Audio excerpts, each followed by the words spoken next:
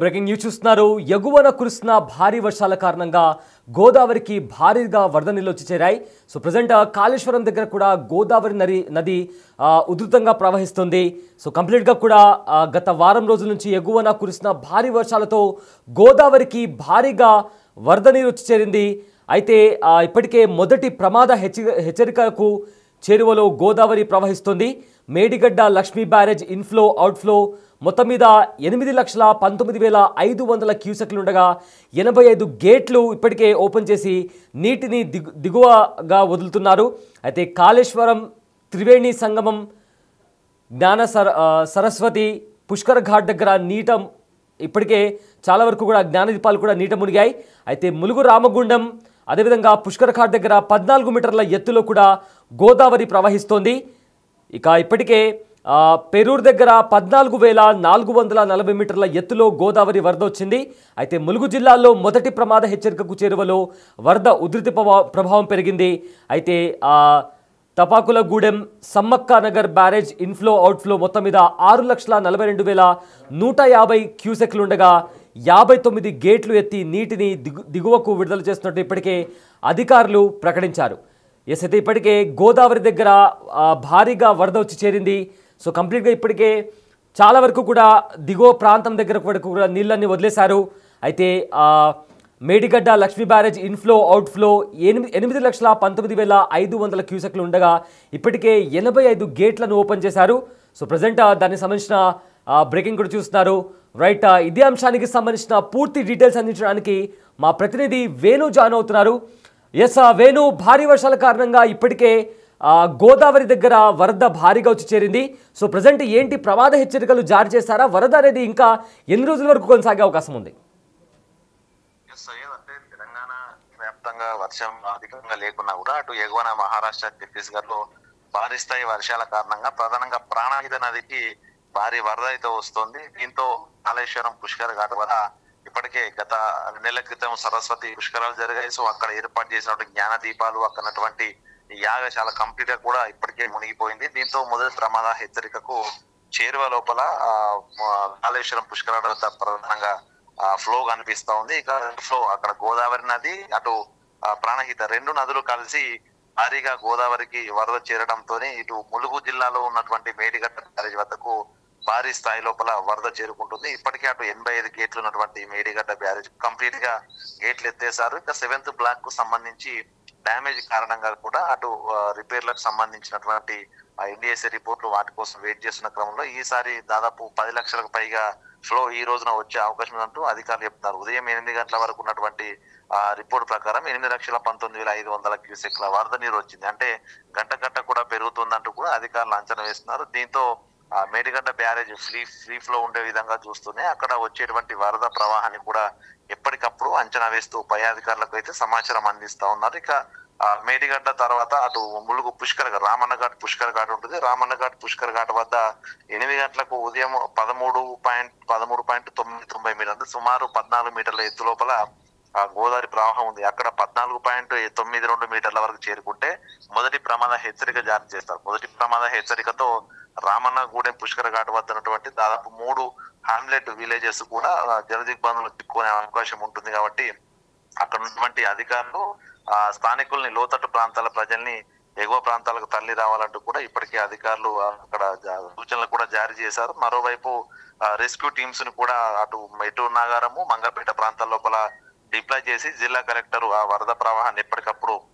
అంచనా వేస్తున్నారు. ఇక వాజేడు వద్ద శివార్లో ఉన్నటువంటి పేరూరు వద్ద 14.440 మీటర్ల ఎత్తు లోపల ప్రస్తుతం గోదావరి ఉంది. అక్కడ 18.5 మీటర్లకు వెళ్తే మొదటి ప్రమాద హెచ్చరిక జారీ దాదాపు 24 గ్రామాలు కూడా జలదిగ్బంధులు చిక్కుని పూర్తిగా రవాణా వ్యవస్థ ఎక్కడికక్కడ స్తంభించిపోయే అవకాశం ఉంటుంది. కాబట్టి ఇదే వరద కనుక ఇదే విధంగా కొనసాగితే దాదాపు మరో 2-3 రోజుల లోపల కంప్లీట్ గా ఏజెన్సీ జిల్లాలైనటువంటి ములుగులో దాదాపు 80కి పైగా గ్రామాలు జలదిగ్బంధులు చిక్కునే అవకాశం అయితే ఉంటుంది. దీంతో అధికారులు ఇప్పటికే అటు ప్రభుత్వ శాఖలకు సంబంధించి అటు పంచాయతీరాజ్, విద్యుత్, రెవెన్యూ, పోలీసు ఈ 4 ప్రధానంగా 24/7 అందరూ అధికారులు అందుబాటులో ఉండాలంటూ జిల్లా కలెక్టర్ కొద్దిసేపటి క్రితమే అధికారులకు ఆదేశాలు కూడా జారీ చేశారు. మొత్తంగా వరద కనుక తీవ్రత పెరిగితే అటు వీళ్ళ హాబిలిటేషన్ సెంటర్లు కూడా ఏర్పాటు చేయాలి. కాబట్టి ప్రభుత్వంతో మాట్లాడి సెంటర్ల ఏర్పాటు కోసం కూడా జిల్లా కలెక్టర్ ప్రయత్నాలు చేస్తున్నట్టుగా తెలుస్తుంది. మొత్తానికి అటు గోదావరి వరద ప్రవాహం పెరిగిన నేపథ్యంలో చేపల కోసం కానీ సరదాల కోసం కానీ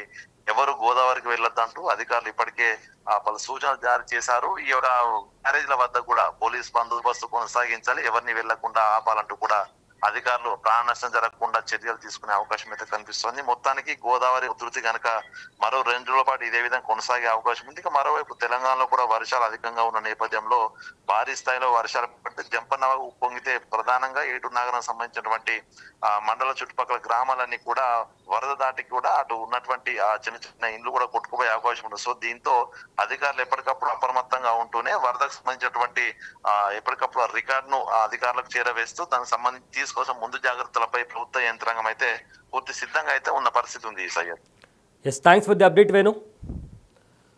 రైట్, ప్రజెంట్ గోదావరి దోబుచులాడుతోంది. బుధవారం 24.1 అడుగులకు పెరిగిన గోదావరి గురువారం ఉదయం 23 అడుగుల వరకు కాస్త తగ్గింది. అయితే మహారాష్ట్రలో కురుస్తున్న భారీ వర్షాల కారణంగా పెద్ద ఎత్తున వరద నీరు గోదావరిలో కలుస్తుండడంతో భద్రాద్రి వద్ద కూడా గురువారం మధ్యాహ్నం నుండి మళ్లీ పెరుగుతోంది.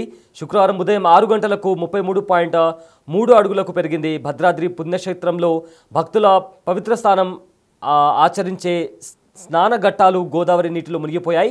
కాగా 5,45,600 క్యూసెక్ల వరద నీరు దిగువకు తరలివేస్తున్నట్లు కూడా అధికారులు పేర్కొన్నారు.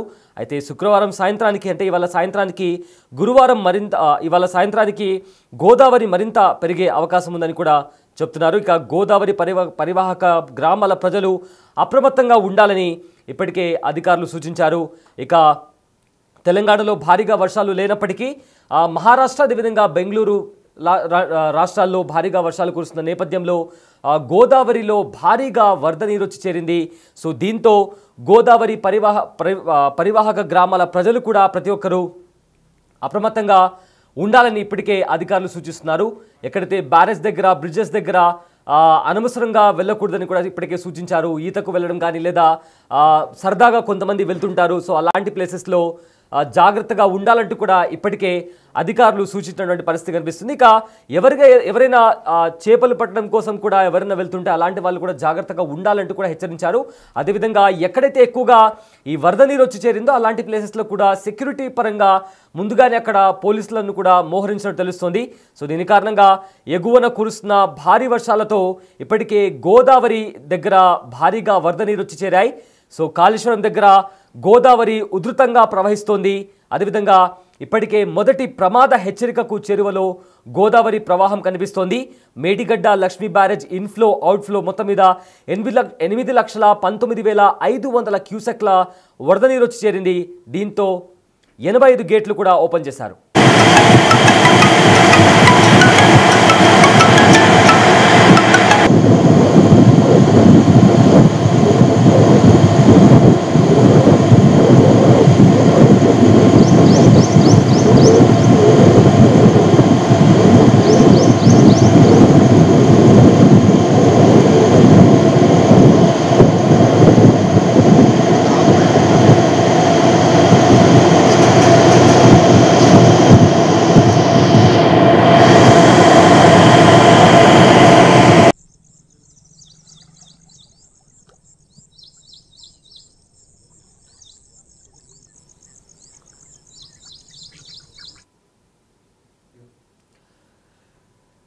మహారాష్ట్ర రాష్ట్రంలో కంప్లీట్గా భారీ వర్షాలు కురుస్తున్న నేపథ్యంలో గోదావరిలో భారీగా వరద నీరు వచ్చి చేరింది.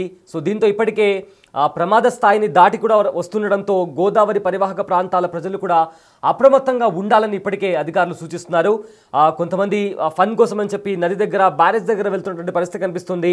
అలాంటి వాళ్ళు కూడా చాలా జాగ్రత్తగా ఉండాలి, అనవసరంగా అలాంటి ప్లేసెస్కు వెళ్ళకూడదని కూడా అంటున్నారు. అదేవిధంగా ఎక్కువగా భారీగా వరద నీరు వచ్చి చేరడంతో అక్కడ పోలీసులను కూడా మోహరించినట్టు తెలుస్తోంది.